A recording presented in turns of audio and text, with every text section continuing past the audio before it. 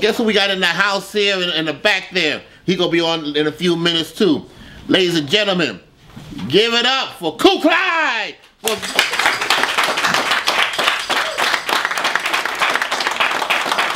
The brother still plays vinyl. God bless him. Today, you know, as it is taping, they having today is American. Was today is the record store day, whereas people are playing vinyls. All the stores, all over, what's left of these record stores? You know, they ain't left nowadays. You know, everybody went out the door. But we're gonna talk to him later on about that. Cool, Clyde. Without no further ado, because this young lady got an engagement, and they got me on the clock. After I got away from the doggone clock when I retired from my job. Boy, oh boy, I'm a slave to a clock here. But anyway, we're going to talk to her. And your name, my friend? My name is Magali. Give her a big hand. You're from A-Train Productions, right? Yes, from A-Train Productions. A-Train, Mr. Peterson. Give Mr. Peterson a big hand back there. He's back there too. He's going. I go back many years with this gentleman. Wonderful guy. I was talking to my son on the telephone. I said one of the acts that I really liked when he had was Joe Miller, and these two young girls with the tap dancers. Remember that one? And they were doing a Deborah Cox song. Oh, that was wonderful guy. Love him so much. I love you too. Tell us about yourself. Well, my name is Magali. I'm from Brooklyn, R&B soul singer. Right now, I am working on my second album entitled Stories Untold. Did you write most of the songs, or? I wrote some songs, and I've also done a few collaborations with writers from Florida, writers from here in New York, and even Mr. A.B. Peterson. I've done a collaboration with him on one of the songs. Okay. How did you meet Mr. Peterson? Wow. Great question. It was through networking. I was asked to do a performance on BCAT, which is great access for artists who are, you know, beginning their career, who want the exposure. And I came across this lady, and she was talking very highly of Mr. A.B. Peterson, and said that he would be a great person to meet. He's a good man. You know, I knew him for many years. He puts his heart into it. Do you put your heart into what you do? Yes, I do, very much so. Very dedicated and committed to the artistry of what it is about to be an artist, but not only that, but also true to who I am. And I think that that's very important for most artists who are beginning their career. You want to show the world that this is who I am, and you also want to give a great message to your audience. And that's something that, you know, I've been working very hard at doing, along with A-Train Productions, and also the publicist who works with A-Train Productions, Linda. Yeah, give Linda a big hand.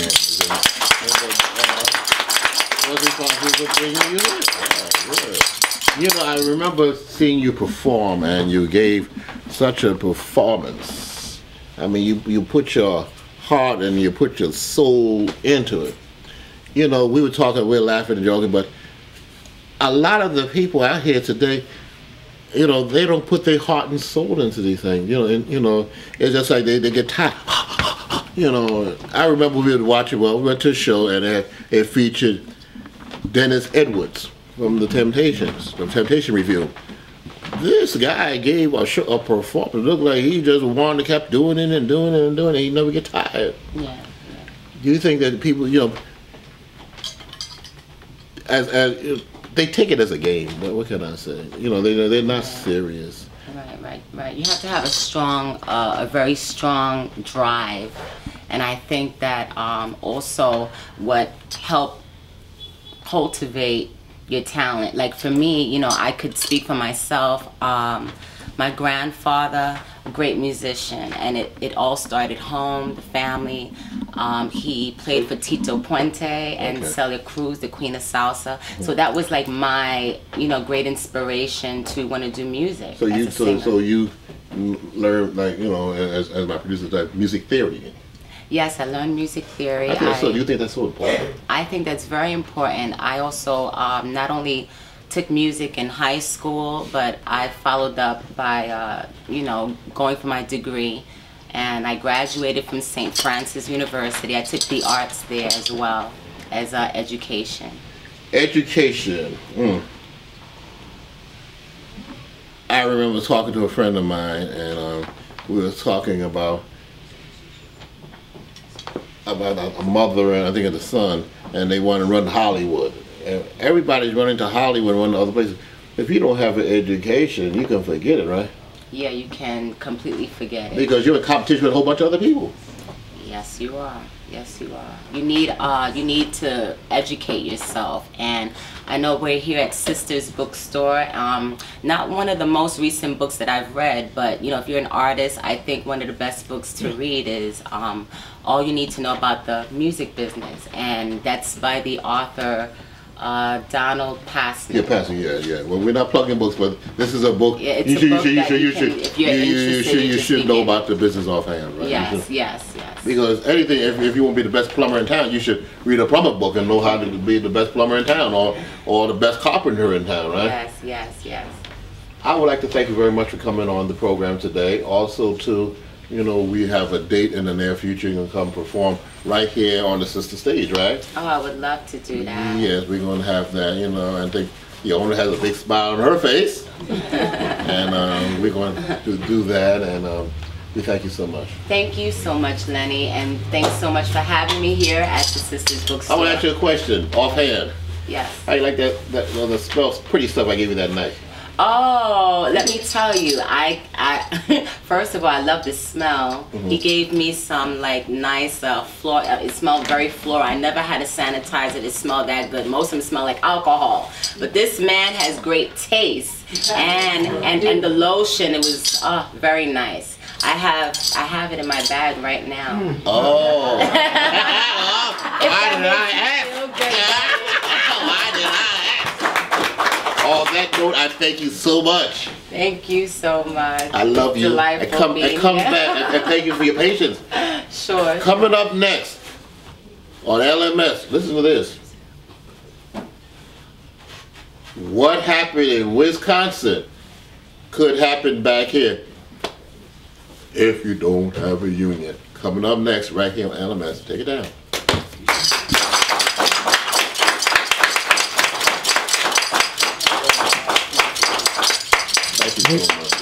Thank you so much. Give it up, give it up. Give it up. Come on, give me that smile, give it up. And welcome back to the LMS show. My name is Lenny Matthews, and what are we having a rocking good time up here. Give yourselves a big hand up here. As Brooke Benton and Dinah Washington say, a rocking good way to mess around and fall in love. They don't make songs like that no more, Miss Ella, right? They don't make songs like that no more, right? I don't remember. Oh, you don't remember that song?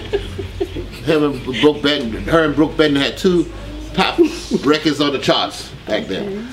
Okay, ladies and gentlemen, I want you to meet a young lady. She has a show on the Brownsnet, you hear me? Okay. Yes. Top show. You get to see the show? And it talks about, you have a lot of shows on public access, but this one talks about, this really interests me. I was a guest on the show one day too. It talks about unions. And I think unions are so important because unions set the pattern even for people who don't belong to unions. Absolutely. Ladies and gentlemen, this is who? Gina Miller. Give it up for Gina Miller, everybody. Tell us about first of all, how are you? Are you having a good time up here today? Actually, I really am having a good time, and I am really grateful to be on your show, Mr. Matthews. And it's very interesting. I learned a few things watching how you put together your show. Oh yes, there was a guy from one of the producers said, that's the man that got everything. How does he he want to know my secret, how I put it together. I don't know. I really don't know. I have in my head what I want to do. I said, like, sometimes I pick songs and I say, well, this hits me real good. I'm gonna use this, or have a guest, say, nah, I don't think that's going to match up, etc., etc., etc. But tell me about enough of me. I want to talk about you. Okay. Why a program called Union View? The reason why I started producing the Union View, and I started producing the Union View over 5 years ago. Oh. I was working as an organizer, contract administrator in one of the hospitals in the Bronx, and the union that I represent is 1199. Okay. The members, at the hospital that I represented often talked about things concerning their jobs and concerning things that were happening in the world. And we embarked on different practices in our shop that were not so customary, not so cut and dry, contractual issues. Sometimes we had to go into the toolbox and use other tools like conflict resolution and mediation skills, and not everything was cut and dry attendance issue or suspension and terminations, but some things you would have to problem solve using IBPS, so what we call interest-based problem solving skills. So I decided that I wanted to create a forum where workers can come on my show and talk about things like labor management process, and why embarking on a labor management process with the bosses will be beneficial to the worker, and not just turn your back on it as if you're working to help the boss. But if you work to help the productivity of the company, you're helping yourselves and you're helping to maintain your job security. So that's why I started the Union View, because I wanted to give working people a different way to look at things, to see it from what I call the Union View. Because the bird brains of some of these bosses, they some of them leave much to desire at times. It's not saying we want to take over; we want to improve it, because what benefits us is going to benefit them, and it's a go between. Absolutely, and the people who know best how to run a company and to run a business are the people who work. The people who are actually at the bottom, at the grassroots portion of. Oh, they know what's going on, because sometimes, like they have these consultants and they bring these people in. I don't get municipalities or hospitals. They bring these. I don't know where they get these quote and unquote geniuses from, because I see where they say, what's your job? And you go back to the same thing you were doing before. Yeah. Why? That's a waste of money. I'm gonna tell you, that's a waste of doggone money. They can use that money for other things. Right. Well, that's why I started the Union View, because I believe that the workers should, have their say, and produce a self-directed workforce. And if you empower the workers to be able to produce a self-directed workforce, sooner or later, if you had 10 supervisors, now you only need about 5. And then a few years later, you may only need 3, and then 2, because the workers become self-empowered and self-directed, and ultimately the worker is the one who is running the company. I remember I was reading a book, and I remember telling my son about this book. I won't name the organization on the air, because I'm not going to give a free plug, but I commend them for doing it. I'll tell you off the air what I'm talking about. The union is even here in this organization, but everybody, the management and the workers work together. Yes. And no matter what, and then sometimes, even like sometimes the workers will sit back here, if the union goes too far, they say, oh no, we doing, don't step on our blue suede shoes on this. But they work, if you give the workers what they want, I'm not saying give away the whole You say, I don't believe giving away the whole candy store. But, you know, you give me a piece of it. Hey, you know. Well, we are the union. Yes. So, you know, and even if a person don't have a union, you're the union in a sense because you know what's going on. You're on the front line. Absolutely. And looking at what's happening right now in our country, what happened in Wisconsin, Indiana, and Ohio, people have got to realize that the workers united will never be defeated. And it's time for the workers of this country to come together and unite. Together. To come together and unite with a common cause. And that cause is for a fair wage, is for health care benefits for all, it's for a pension that you may have worked for. That's another thing because I'm going to retire right now. I know. And they're talking about this, you know, they can't legally touch my pension, but they can sit back here and play with my health benefits. I need every coin I need for my health benefits. I don't want to be, you know, like we were watching the show last week. The Marvelous said, don't mess with Bill. Don't mess with my health benefits. No. Because if you lose your health, you lose a substantial portion of your income. Because you may have a elaborate pension. You may have worked for 50 years. You may have put so much time in that your pension you're bringing more money home in your pension than you did when you were working for some people. Let me tell you about that. But if your health benefits are attacked, and as we look at what's happening in Wisconsin right now, workers are under attack. Collective bargaining rights. There's no collective bargaining. I mean, they can't. Well, collective bargaining rights are under attack in some places, but there has to be a pushback. There has to be a fight back, and that is workers united coming together. If your health care benefits are diminished in any way, then your wages will be decreased. Yes, it will. If you get sick tomorrow, God forbid, and you have to be put into the hospital, and the hospital bill in a month my goodness, $50,000. That's your pension check right there. But look what they do. The minute you go to the hospital, they want to know what kind of insurance you have. Absolutely. Before they take anything off you. Well, what kind of plan you have? Absolutely, because 80% of the revenue of most hospitals come from Medicaid and Medicare funding.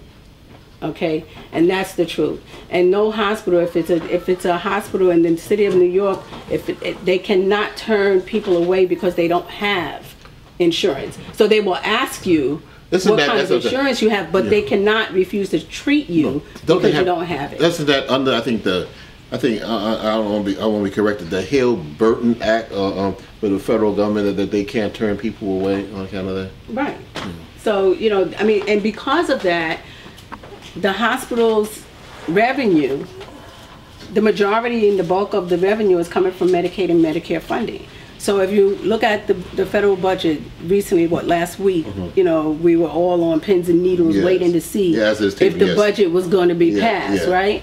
And if you cut 20% out of Medicaid and Medicare, for us it sounds like a little bit, 20%, 10%, what could that be? But even in a neighborhood like this, it's devastating. Even in a neighborhood like this, it's devastating for people in this neighborhood. Right, absolutely. But the way to fight back, and you know, I just want to get to this point before you close, and we look at the workers under attack. Yes. And then the other part of that statement has to be, what is the fight back? You have to ask the question, well, what is the fight back? What are we going to do in response to workers being under attack? What we have to do is make sure that we continue to talk about what is happening and make sure that all workers are educated and understand that when it's time to go into the voting booth, you're going to have to make sure that you educate yourself on the politicians that are running in your district. Find out what your district is, where your district is, who's in your district, and what they stand for. And if they don't stand for supporting workers, for supporting fair wages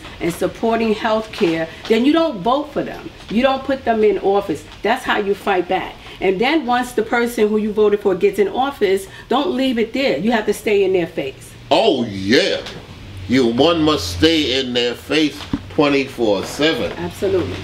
You know, I have a local representative. You know, I'm not saying I stay in her face, but you know, I see her. She says, "Oh, I'm glad to see," but I bring up little local issues too. You know, I bring up little things. I bring my little pet projects. You know, what I want too. And you know, not whereas even like not a beep beep and a honk honk riding around there and wave.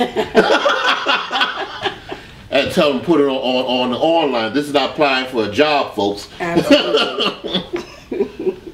You know, I'm concerned about that, and I was on your show. I enjoyed being on there. Thank you. I enjoyed having you. Yeah, I mean, you made it very lively. Oh yeah. Well, this is a tight format here. I can't make too lively. They got me on the clock here. But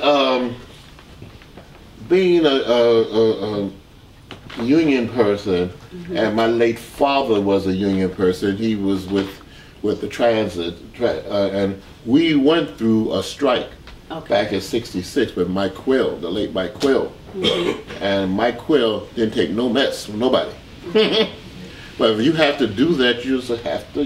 One must have to do it. Yes, absolutely. And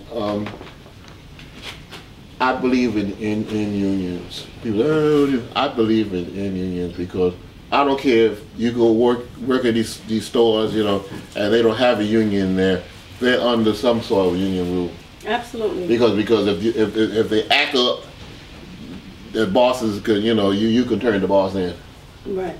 And even people who work at a company where they may not be, their job title may not be in the union per se, they still benefit from the union being at that company, because every time their wage increases, they get their wages increased as well. And the bottom line is that when the show that you were on with me, the title was Why Unions Are Necessary. And it's ironic because we did that show, and I believe that was before the incident that happened with Scott Walker. So it was prophetic in a sense, because now we are having this dialogue about why unions are necessary. And unions are necessary because your life, your whole life is connected to your job.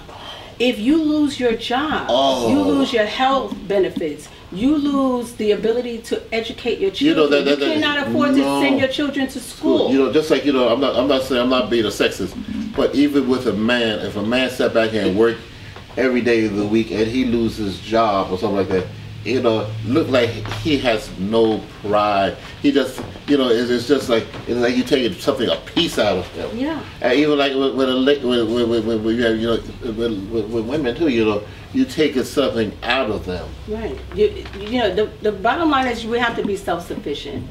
I mean, that's a cycle of life. You know, we to raise families. If your job is connected, your family is connected, you know, in a great way to your job as well, because the kids are accustomed to daddy coming home from work or mommy coming home from work, and there's a pattern there. And it also, there's a great education because you're teaching your children how to be self-sufficient. It's the cycle of life. Very important. And if a man or woman doesn't work, then they don't eat. Nope. And there's a song, I remember the James Brown song, the Marvin Whitney song, my son and I sing it, if you don't work, you can't eat. Okay.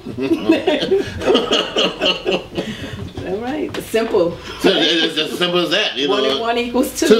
You put that there, then you do the math. That's right. Absolutely. On that note, I would like to thank you so much. You're welcome. Thank you. And I would love for you to come back in the near future, and we'll be talking. You know, be talking more about it. Remember, support. You know. Support your unions. Absolutely. I think it's very important. You are the union. You are the union. Absolutely. And other people don't want you to sway you not to be in the union. Ladies and gentlemen, we'll be right back with more of LMS.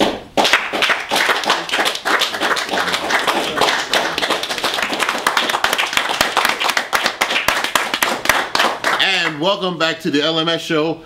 We're closing this segment, and we're going to have Cool Clyde's in the house. One of my biggest fans, right? Give Cool Clyde a big hand.